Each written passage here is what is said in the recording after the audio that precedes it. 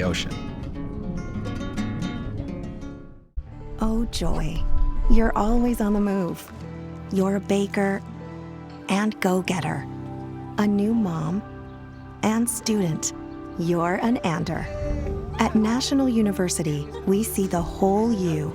That's why we've designed wraparound student support to meet you where you are by providing flexible online and hybrid programs so you can focus on what matters most. National University, supporting the whole you.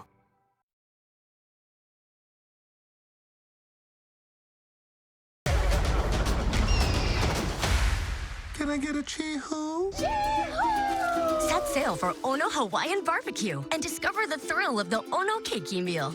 With fresh, made-to-order food and quality ingredients that bring the flavors of the island to your family. Come find your next adventure at Ono Hawaiian Barbecue. Everyone is welcome. Disney's Moana 2, only in theaters November 27th. Rated PG.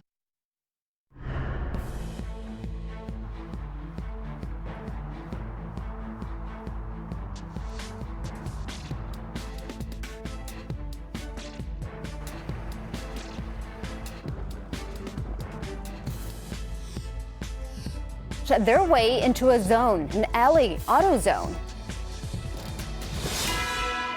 The NBC4 News at 3 starts with breaking news. That breaking news near Malibu. Did you feel it? We had a 3.8 magnitude earthquake about a half hour ago. No reports of damage at this time, but it is a good reminder to get your earthquake kit ready to go if it's not already ready. Good afternoon, everyone. I'm Annabelle Sedano. Now to the measures some neighborhoods are taking to keep homeless encampments off their sidewalks. Chatsworth is the latest area to install these concrete barriers, and NBC4's Karma Dickerson is there live. Karma, are they making a difference?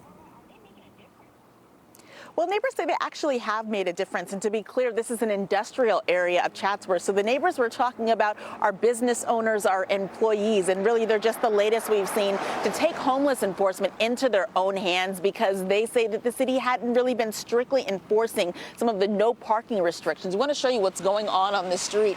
You can see that they have put concrete barriers, bright yellow. It's hard to miss them right in the middle of these streets.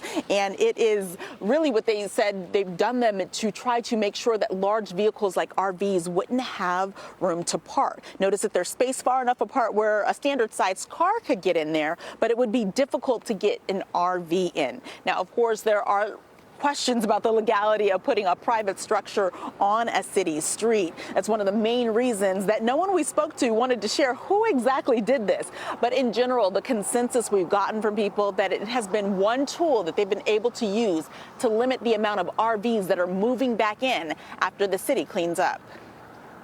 I appreciate having the barriers in place. I won't talk about the origin of the barriers. Yeah, they're coming back. So it's a problem. It's unfortunate. We need help. People we've spoken to say since the city did a major cleanup and they put in the barriers after the city did the cleanup, that the area has largely been clear of trash, human waste, and security concerns that had been coming with the RVs.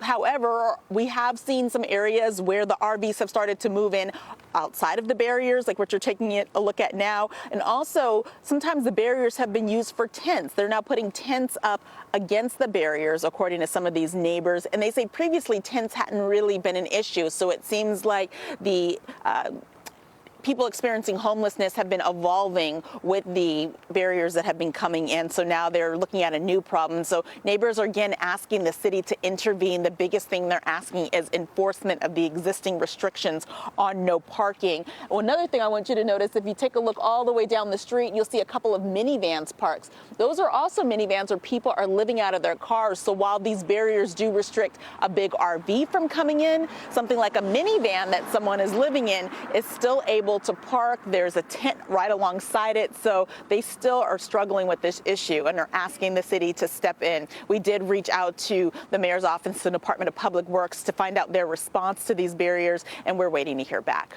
Reporting live, Karma Dickerson, NBC4 News. All right, Karma, thank you very much for that. We will, of course, follow through with it as well. Meantime, Sean Diddy Combs has to wait another week to find out if he can be released from custody. New video shows some of his children leaving the New York courthouse this morning, where the rapper's bail hearing was held. Combs is asking to be released on $50 million.